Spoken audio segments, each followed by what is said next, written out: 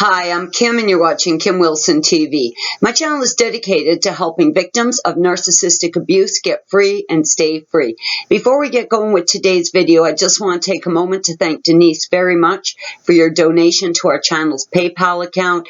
Thank you, Denise. Your continued support is really appreciated. I woke up this morning with lots of very warm birthday wishes. Thank you so much for your warm wishes. And yes, it is my 57th birthday today. Together over the last year and a half, we've really explored narcissism, but in the end, I think the elephant in the room is healing. And I really want to start focusing on healing and what I did, because I'll tell you, I'm feeling great. So for me, and I've mentioned this in another video, I could not look at the whole big picture. There were too many aspects of my life that was just absolutely in ruins. So I had to start breaking it down into categories. Now, recently I was talking to a very beloved friend here, a dear, dear friend of mine, Deb J.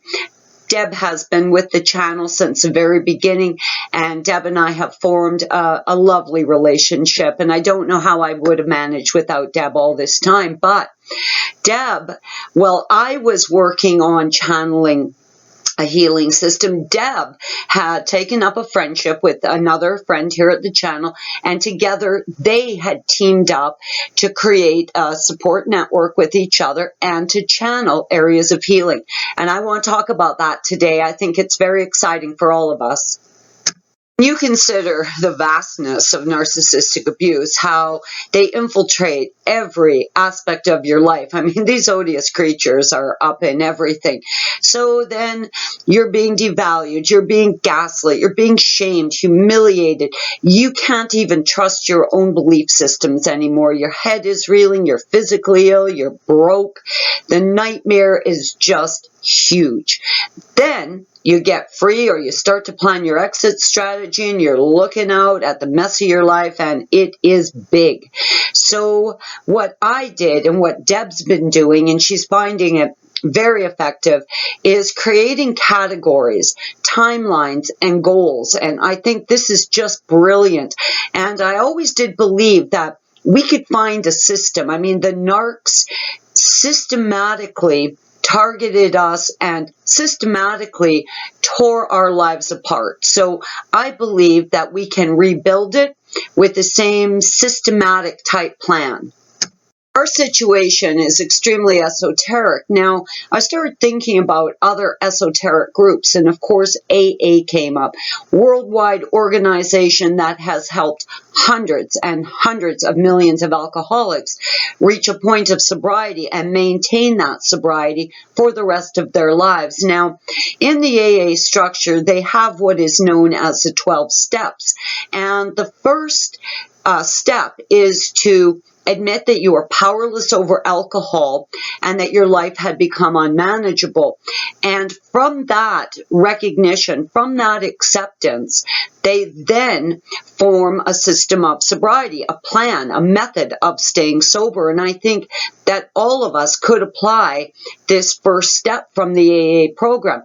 I am powerless over the narc, and my life has become unmanageable. And once you kind of accept that as your foundation, well, sobriety for us, of course, is no contact. No contact is paramount to healing. You can make all the graphs and charts in the world, but if you continue to open the portal of hell, if you continue to allow this odious creature to attack you, you are not going to be able to heal. Now, I was kind of working this system out of my head, mentally identifying areas of my life that was really, really damaged from my relationship with Trevor, and had kind of been addressing them individually. But Deb has taken this to a whole new level. She has broken this down into areas of abuse that need to be addressed, put a monthly timeline on it, and has made another column for how she's going to address these abuses. First thing on Deb's list, which I thought was absolutely brilliant, was creativity. Now, I think most of us would agree that we have led creative lives up until the narc. And I will say that narcissists are notorious for crushing a person's creativity, removing from their lives the things that they're passionate about and things that make them joyful. Now, creativity is soul nurturing, and I think this is a great place to start, because you can start this with no money, with a sketchbook and a pencil. You can start writing poetry, songs. You could begin working on a book. You can start putting together an art collection, and all of that can start with a sketchbook and a pencil. So I thought creativity was great. Now, Deb is pursuing a photographic form of creativity. Deb is a great photographer, and she went out and photographed the recent moon event, and that's something now that she has that's tangible, that she can say, you know what, my creativity needed to be nurtured. This is how I'm going to do it, and this is when I'm going to do it. And she executed that beautifully.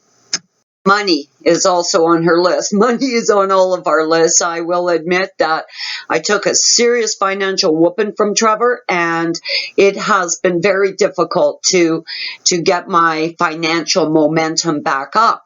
But if money is an area of abuse for you, financial abuse from narcs is very real. So the likelihood that you have taken a serious financial blow is very high.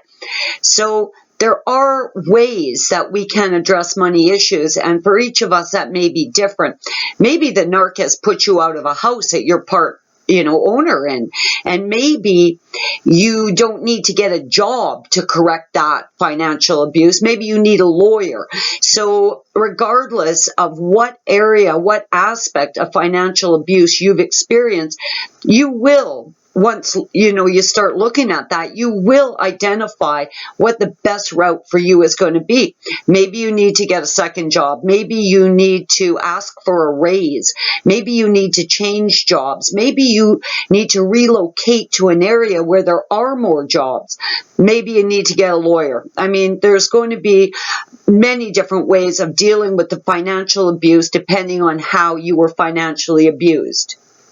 Deb included things that she needs to get. Now, many of us leave with the shirts on our back or are robbed of our things, as I certainly was, and I know many of you were. So sometimes we need to replace things. We need to acquire things just to, run a normal household and have a normal life. And if you think about your very unique situation, if you do need things, as I did, you can start getting creative. See if friends or family have stuff in storage they don't want anymore. Hit the thrift stores, Craigslist or Kijiji, depending on what country you're in. I think you'll find if you get creative and you're willing to do a little sanding and apply a little paint, you can acquire things again, pretty inexpensively. Thus, making that a creative project too. Maybe you're finding yourself feeling very isolated, really withdrawn from society. Maybe this is an aspect that you'd like to include on your list. My relationship with Trevor really wreaked havoc on my relationships with my son, so this has been a priority for me. Restoring these relationships was absolutely number one for me. Now, some of the things on Deb's list include organizing her home, getting things for her home, restoring her finances, improving her health.